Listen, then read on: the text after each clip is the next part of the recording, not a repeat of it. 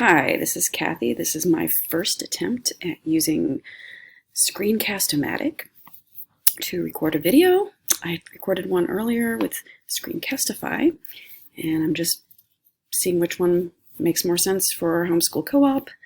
Again, I'm going to be looking at what I loved using for my preschoolers. It was the Sonlight package of books, mostly picture books, for preschool levels 3 and 4. There's a whole assortment of books that my kids listen to dozens of times. And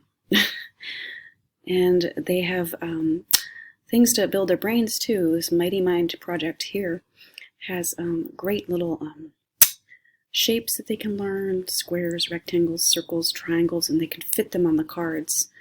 And then that was one of my kids' favorite things to do for little spatial knowledge. They have most of the same books that they had, 10 years ago or more that I ordered this. The price is a little bit higher, of course, but my kids, they loved the heck out of these books, and some of them were just worn to pieces. Let's go through some of this. Let's see. So you go to Sonlight. We have a little video now, and let's see. Go back up here. What's included? Oh, this gives you a really good look at what this is here. You have a parent's guide, and this one basically talks about each.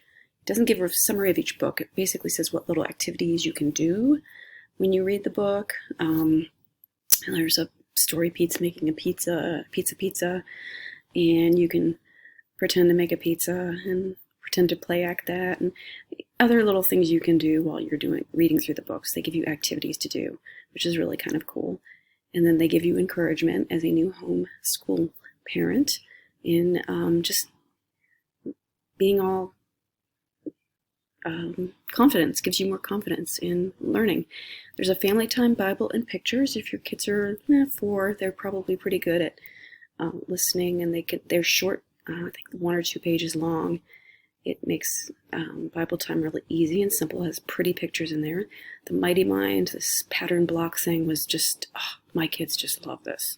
And that would occupy them, and they'd like it. I don't think, we had the teddy bear mix and match, and that never it was a really big popular thing for our kids. Pretty expensive too.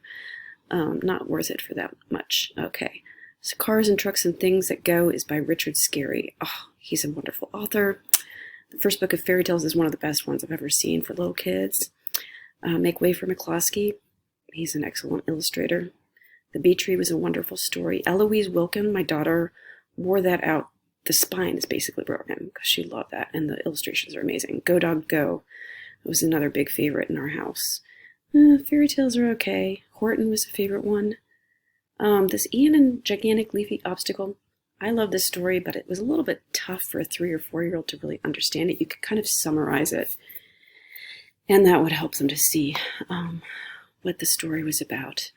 The Mike Mulligan was very popular, and the Nana Upstairs and Downstairs. Noah's Ark wasn't popular at all with my kids. It was very strange.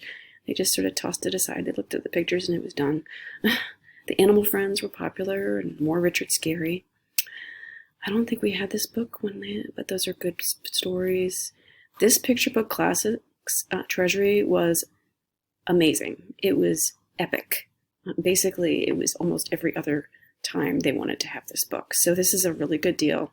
If you don't want to buy the package, go on Amazon and get it. It is totally worth at least $20 because it can just occupy them for some. I mean, you will get sick of the stories because the stories are just read over and over again. They love the book so much.